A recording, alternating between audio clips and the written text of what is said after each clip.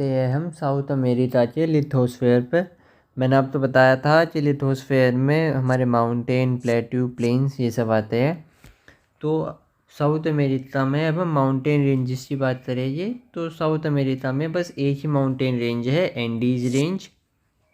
जबकि north America में हमने 6 माउंटेन रेंजेस के बारे में पढ़ा था। वो कौन कौन सी थी? ब्रूट्स, अलास्का, कोस्टल, कास्केड, एल्पेशियन और रॉकीज़। तो यहाँ हमें बस एक ही माउंटेन रेंज के बारे में पढ़ना है, वो है एंडीज़। तो एंडीज़ जो है वो यंग फॉल माउंटेन रेंज है। अब ये फॉल माउंटेन क्या होते हैं, ये आपका फिजिकल ज्योग्राफी का टॉपिक है, उसमें मैं आपको बताऊँगा। तो ये जो माउंटेन है ये नाज़का प्लेट और साउथ अमेरिकन प्लेट के कन्वर्जेंस से बनी है। और ये अर्थ पर, पृथ्वी पर हिमालय के बाद सबसे ऊंची माउंटेन रेंज है।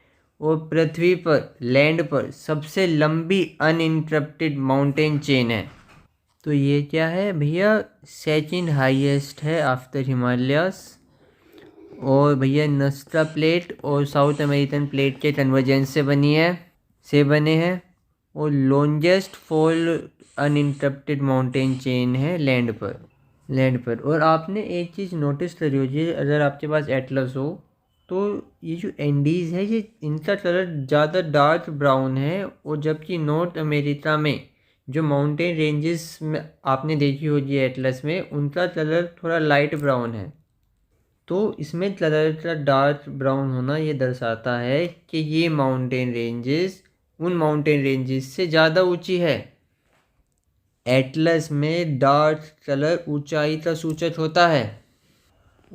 और अगर अभी आपके पास एटलस हो तो आप इस चीज़ को नोटिस कर सकते हैं नॉर्थ अमेरिका और साउथ अमेरिका के फिजिकल मैप में।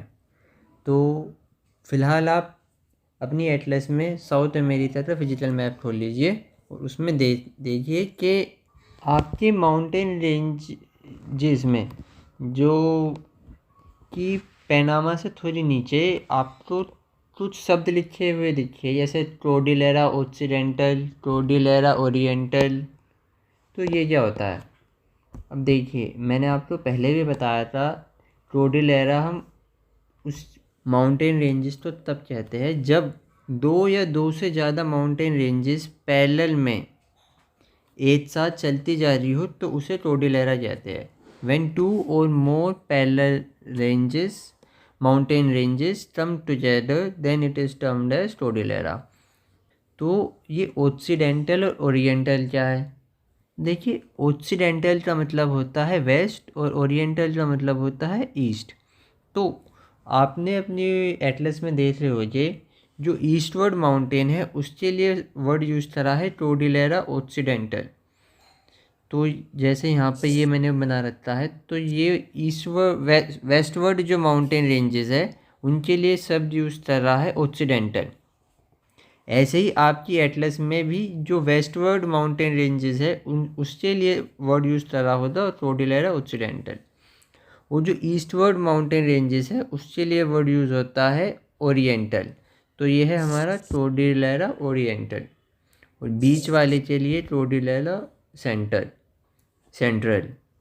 अब चलिए इनको ड्रॉ भी कर लेते हैं। तो देखिए, हम फिर से मैप बनाइए साउथ अमेरिका का।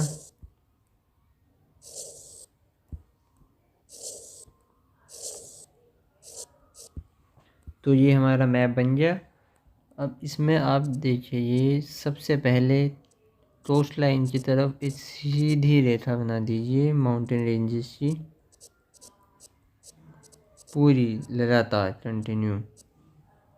फिर ये जो मोड़ है, पेरू का तट है, इसके पास से थोड़ा सा गैप लेकर बनाइए, पेरू और चिली के बॉर्डर पर। और ऊपर इक्वाडोर के पास से इनको दो पार्ट में बांट दीजिए इक्वाडोर से। तो ये वाला पार्ट है आपका कोर्डिलेरा ओक्सीडेंटल और ये वाला पार्ट है कोर्डिलेरा ओरिएंटल। अब चलिए इसमें कुछ इम्पोर्टेंट माउंटेन पीक्स को भी नोट कर लेते हैं। तो जो एंडीज की हाईएस्ट पीक है वो है माउंट अकोंकागुआ, जो कि अर्जेंटीना में आती है। जो कि आपका यहाँ कहीं पड़ेगा। तो ये है आपका माउंट अकोंकागुआ और यहाँ कहीं चिली की कैपिटल होगी सैंटियागो।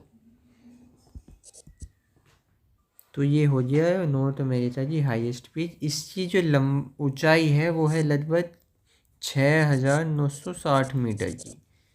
जबकि आपने नॉर्थ अमेरिका में नोटिस करा होगा, जो नॉर्थ अमेरिका में जो हाईएस्ट पीक है माउंट देनाली, उसकी हाइट थी 6,195 के आसपास। अब आगे हम बात करेंगे विश्व का सबसे ऊंचा सक्रिय ज्वालामुखी, the highest active volcano of the world. वो है सेरो ओजस डेल सेराडो। ये आपका यहाँ कहीं पड़ेगा।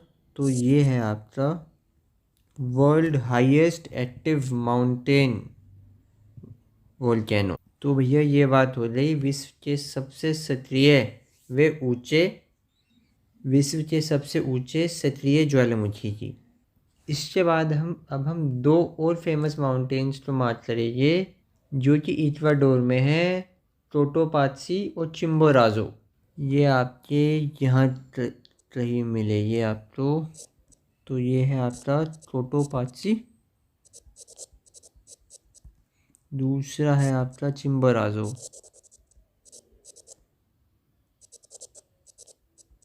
ये भैया वोल्केनिक माउंटेन है, वोल्केनिक माउंटेन।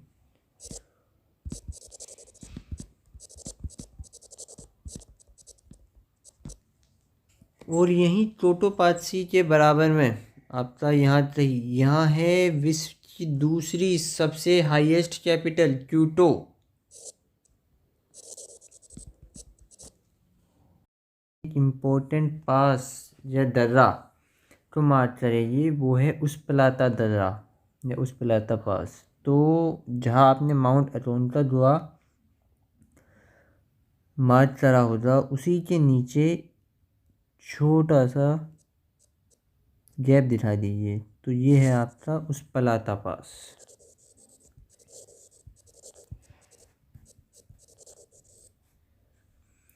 पास को दिखाने के लिए हम इस सिंबल का यूज़ करते हैं। और भैया पूरी एंडीज़ में बस ये केवल एक इकलौता पास है जिसका नाम है उस्पलाता पास। तो ये बात हुई माउंटेन्स की। और भी बहुत सारे माउंटेन रेंजेस है लेकिन वो इतने इम्पोर्टेंट नहीं है। जैसे हमारे यहाँ अरावली में बहुत सारे माउंटेन पीक्स है, पर आपको सभी के नाम थोड़ी ना याद रहेंगे। आपको पता है कि भैया अरावली की हाईएस्ट पीक गुरु शिखर है, बस इतना ही पर्याप्त है। और दूसरी पीक के नाम याद करके क्या फ़ायदा। तो ऐसे ही और भी बहुत सारे पीक्स हैं यहाँ पर, लेकिन उन्हें याद करके कुछ फ़ायदा नहीं है, मेन यही है। तो भैया जो हाईएस्ट पीक है साउथ अमेरिका की वो है माउंट अकोंकागुआ। जो हाईएस्ट एक्टिव वोल्केनो है वो है सेरो ओजस डेल सेराडो। और जो इकलौता पास है माउंटेन रेंजेस में वो है उस्पलाता पास। और इक्वाडोर में दो महत्वपूर्ण वोल्केनिक माउंटेन कोटोपाची और चिम्बोराजो। अब इसके बाद आते हैं हम प्लेट्यू पर। और इस उस्पलाता पास से एक महत्वपूर्ण रेलवे लाइन भी निकलती है, उसके बारे में हम आगे बताएंगे। तो अभी प्लेट्यू के बारे में जानते हैं।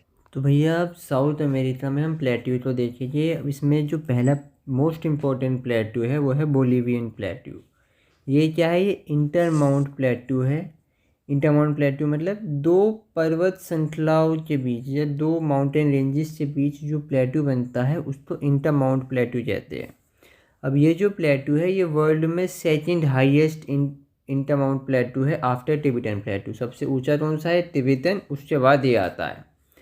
अब ये महत्वपूर्ण क्यों है, क्योंकि इस प्लेट्यू पर वर्ल्ड की हाईएस्ट कैपिटल है, वो है हमारी लापास। ये किसी कैपिटल है भैया, बोलीविया की कैपिटल है।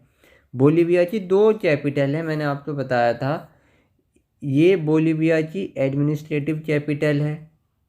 दूसरी कैपिटल है आपकी स्टारा, जो कि भैया जुडिशियल कैपिटल थी। अब इसी कैपिटल पर इसी प्लेट्यू पर विश्व की सबसे ऊंची नेविगेबल लेक है, वो है लेक टिटिकाका। सबसे ऊंची नौवहनीय लेक और एक तो महत्वपूर्ण लेक है लेक पोपो। भैया ये था पड़ेगा, ये पड़ेगा यहाँ सही। तो ये है हमारा बोलिवियन प्लेट्यू, और इसमें यहाँ सही बोलिविया और पेरू की बाउंड्री पर है लेक टिटिकाका, और लेक टिटिकाका से थोड़ी नीचे है हमारी लेक पोपो। तो ये हो गई भाई हमारी लेक पोपो। अब भैया जो दूसरा प्लेट्यू है वो है पैटागोनिया प्लेट्यू। ये पैटागोनिया जो प्लेट्यू है ये है पीडमाउंट प्लेट्यू। अब पीडमाउंट प्लेट्यू वो प्लेट्यू होते हैं भैया जो माउंटेन के इरोजन से बनते हैं। जैसे सपोज ये आपका एक माउंटेन है, रिवर्स विंड के द्वारा इसका इरोजन होता है, तो सेडिमेंट्स जो है नीचे जमा होते हैं, और जमा होते होते ऐसे एक प्लेट्यू बन जाता है। तो ये होता है पीडमाउंट प्लेट्यू। तो भैया आप ये कहोगे कि कल तो आपने पैटागोनिया डेजर्ट मार्च करवाया था, आज पैटागोनिया प्लेट्यू मार्च करवा रहे हो। तो भैया जो डेजर्ट है वो क्लाइमेट की चीज़ है, और ये जो प्लेट्यू है ये लिथोस्फीयर का पार्ट है, मतलब स्थल आकृति का पार्ट है। तो चलिए इसको भी मार्च कर लेते हैं, ये आपका यहीं पड़ेगा। ये भैया डेजर्ट भी है और प्लेट्यू भी है। जिनको नहीं पता उनके लिए एक बार बता देते हैं, प्लेट्यू को हम ऐसी रेखाओं से मार्क करते हैं। तो भैया ये पैटागोनिया डेजर्ट भी है और पैटागोनिया प्लेट्यू भी है, दोनों हैं। क्योंकि डेजर्ट जो है वो क्लाइमेट पर डिपेंड करता है, और जो प्लेट्यू है वो स्थल आकृति पर डिपेंड करता है। एक और डेजर्ट भी बताया था मैंने आपको, वो था एटाकामा डेजर्ट, वो आपका यहाँ से ही पड़ेगा। ये है आपका एटाकामा डेजर्ट है। अब भैया तीसरा जो है वो है गियाना सील्ड। इसको कुछ एटलस में प्लेट्यू, गियाना प्लेट्यू, गियाना हाईलैंड इसके नाम से भी दे रखा है। चौथा है आपका ब्राज़ील सील्ड या ब्राज़ील हाईलैंड। अब ये जो ब्राज़ील सील्ड और ब्राज़ील हाईलैंड है, इसमें आपको कई सारे वो मिलेंगे, जैसे सेरा दी मर, सेरा दी मोंटिवोरा, सेरा दी मारे इजो इत्यादि, ऐसे बहुत सारे आपको नाम लिख के देखिए। तो ये सभी जो है ब्राज़ील सील्ड या ब्राज़ील हाईलैंड का ही पार्ट है। अब ये जो दोनों सील्ड है, ब्राज़ील सील्ड और गियाना सील्ड, ये मिनरल्स में बहुत रिच है। चलिए अब इनको मार्क कर लेते। तो भैया यहाँ सही आपका है गियाना सील्ड, और ब्राज़ील सील्ड आपका यहाँ सही पड़ेगा।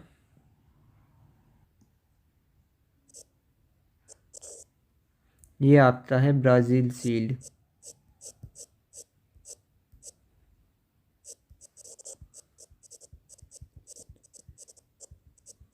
ये हाईलैंड कह सकते हो आप। ये है आपका गियाना सील्ड। स्पेलिंग मिस्टेक हो सकती है, वो आप एटलस में देख लेना। अब भैया इसके अलावा जो भी कुछ बचा है वो सब प्लेन्स है। ये सब क्या है? प्लेन्स है।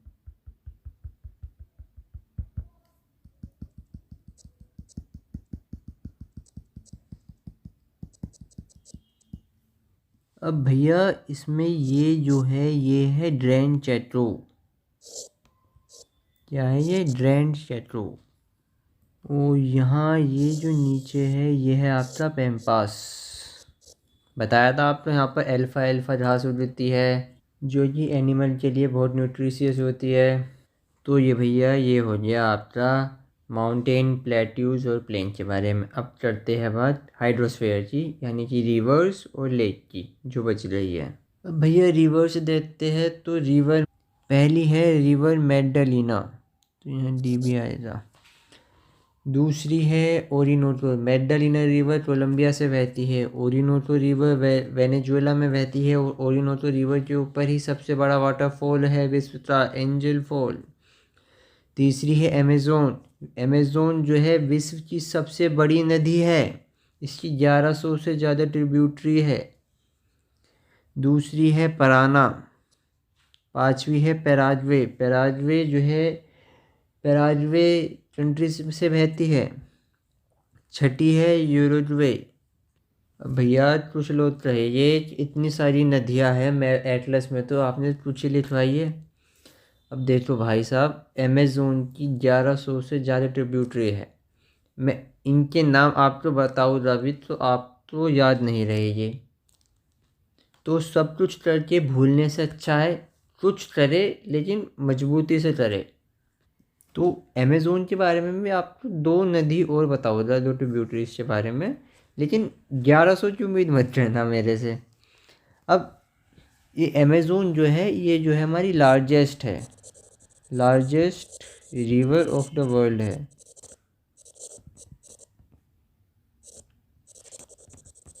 तो भैया लॉन्गेस्ट कौन सी है? तो भैया लॉन्गेस्ट है नाइल रिवर, जो कि अफ्रीका में बहती है। तो भैया ये अमेज़ोन नदी वर्ल्ड में सबसे ज़्यादा पानी कैरी करती है। और भैया ये जो अमेज़ोन नदी है, ये तो ये जो अमेज़ोन रिवर है, ये जो नेविगेबल है, मतलब जहाँ तक उसमें नाव या शिप चल सकती है, वो बस मानस शहर तक ही है। इसके बाद ये जो रिवर है ये नेविगेबल नहीं होती, क्योंकि पानी की डेप्थ जो है वो कम हो जाती है। बोट को या शिप को पानी में चलने के लिए एक मिनिमम डेप्थ की ज़रूरत होती है। तो ये जो हमारी अमेज़ोन रिवर है, ये बस मनोज शहर तक ही नेविगेबल है, उससे आगे इसमें नाव या जहाज़ नहीं चल सकते। हाँ, छोटी मोटी बोट जो चलानी हो तो चल जाएगी, क्योंकि भैया नेविगेबिलिटी जो है वो शिप के और रिवर की डेप्थ पे डिपेंड करती है। तो भैया ये जो रिवर है, ये मनोज पोर्ट तक या शहर तक ही नेविगेबल है। और मनोज पर ही एक अमेज़ोन की ट्रिब्यूटरी है, रिवर निड्रो, वो अमेज़ोन से यहाँ आकर मिलती है।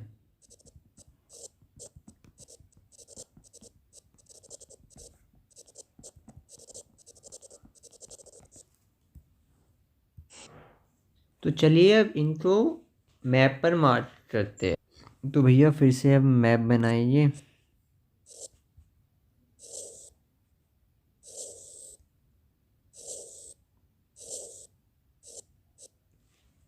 ठीक है जी। तो सबसे पहले थी मैगडालिना, तो ये रही भैया हमारी रिवर मैगडालिना।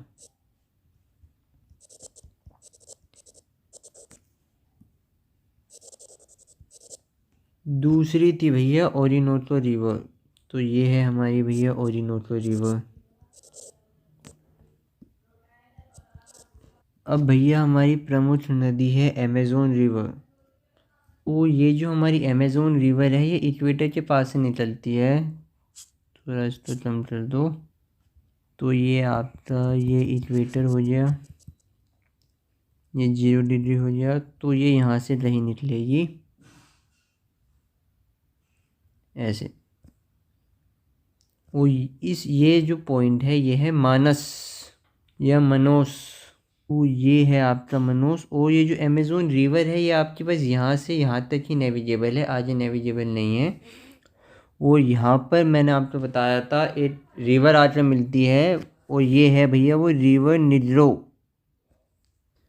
तो इस पॉइंट पर रिवर निड्रो आकर इससे मिलती है। ये भैया इसकी बाकी ट्रिब्यूटरी है।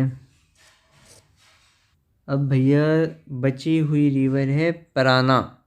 पराना आपकी यहाँ से ही होगी, और इससे एक रिवर आएगी, ये है भैया पराना, ये है भैया पैराग्वे, और ये ऐसे यहाँ पर एक और रिवर आएगी, ये है यूडवे। ये है भैया यूडवे, पराना पैराग्वे यूडवे। अब भैया ये जो ब्राज़ील है, अमेज़ोन रिवर है, इसके बारे में एक बात और जान लीजिए। ये जो ब्राज़ील है, यहाँ पर हर शाम 4 बजे के आसपास बारिश होती है। उसका कारण ये है, ये जो ब्राज़ील है ये इक्वेटर के पास है, बिल्कुल देखो 0 डिग्री से पास हो रहा है। यहाँ पर गर्मी होने के कारण इवेपोरेशन होता है, और शाम तक सुबह से और शाम तक आते आते बादल भारी हो जाते हैं, और हर रोज़ यहाँ पर वर्षा होती है। शाम को। उस रेंज को हम 4 o'clock शावर कहते हैं। और भैया हॉट एंड ह्यूमिड क्लाइमेट होने से, ट्रॉपिकल क्लाइमेट होने से यहाँ पर बहुत गर्मी होती है और यहाँ पर मच्छर होते हैं, कीड़े मकोड़े होते हैं। मतलब आपको यहाँ पर वैरायटी ऑफ इंसेक्ट देखने के लिए मिल जाएगी। तो भैया जो अमेज़ोन है उसकी उत्पत्ति होती है आपकी एंडीज़ से। ये एंडीज़ है, इससे ये इसकी उत्पत्ति होती है और यहाँ पर ये इक्वेटर के पास अपना डेल्टा बनाती है। माउथ ऑफ अमेज़ोन भी कहते हैं इससे जो बनाए हुए डेल्टा है इसको। और जो ये नदी अमेज़ोन रिवर प्लेन बनाती है उन प्लेन को सेलवास कहते हैं। जैसे हमारे यहाँ पर भारत में गंगा नदी के बनाए हुए प्लेन को जनरेटेड प्लेन कहते हैं, वैसे ही अमेज़ोन के बनाए हुए प्लेन्स को सेलवास कहते हैं।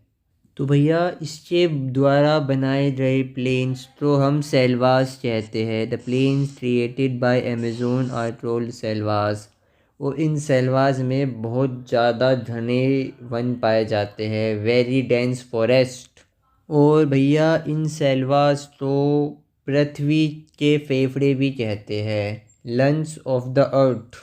तो ब्राज़ील में वर्ल्ड में सेकंड लार्जेस्ट फॉरेस्ट एरिया है इन सेलवास में। फर्स्ट किसमें है? फर्स्ट है भैया रसिया में, फिर है ब्राज़ील, फिर कनाडा। तो भैया ये सेकंड लार्जेस्ट फॉरेस्ट एरिया है वर्ल्ड में, पहले नंबर पर रसिया है। और इतने घने फॉरेस्ट एरिया की वजह से ही इनको लंग्स ऑफ द अर्थ कहते हैं, पृथ्वी के फेफड़े। ये बहुत बड़ी मात्रा में CO2 एब्जॉर्ब करते हैं और ऑक्सीजन रिलीज़ करते हैं। तो भैया पहले नंबर पर है रसिया, फिर है ब्राज़ील, फिर है भैया कनाडा, अगर आप फॉरेस्ट एरिया की बात करेंगे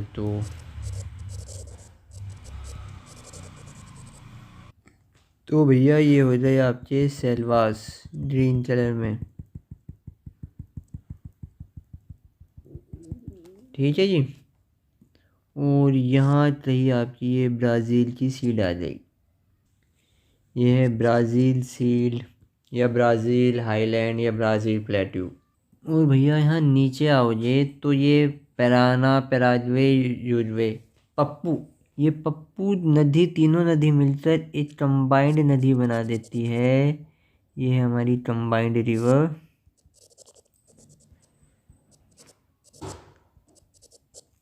और यहीं इसी पर ही यूरुग्वे और अर्जेंटीना की कैपिटल है। तो इस कंबाइंड रिवर का नाम है रियो डी ला प्लाटा।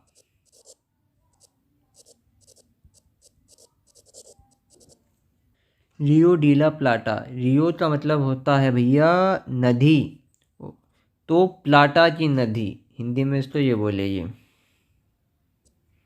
और इसी के ऊपर ये जो है ये है आपकी यूरुग्वे की कैपिटल मोंटेवीडो। तो ये है यूरुग्वे की कैपिटल मोंटेवीडो और ये है आपकी अर्जेंटीना की कैपिटल ब्यूनोस आयरेस।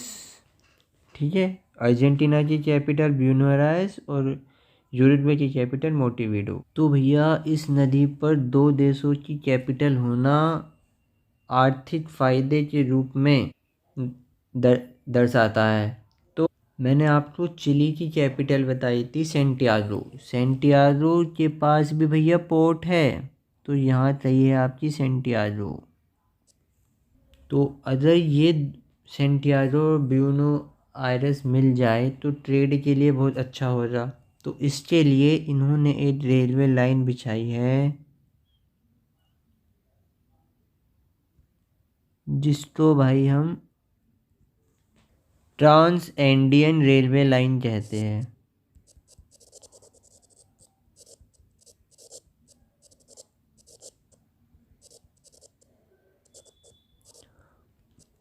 वो ये रेलवे लाइन जो है उस प्लाता पास से पास होती है, क्योंकि मैंने आपको बताया था कि पूरे एंडीज़ में बस एक ही पास है, उस प्लाता पास। ये आपका सारा माउंटेनियस रीजन है। और ये है हमारा उस प्लाता पास, ये वाला। चलिए इसी में ये पैम्पास और ग्रैंड चैटो को भी मार्क कर लेते हैं।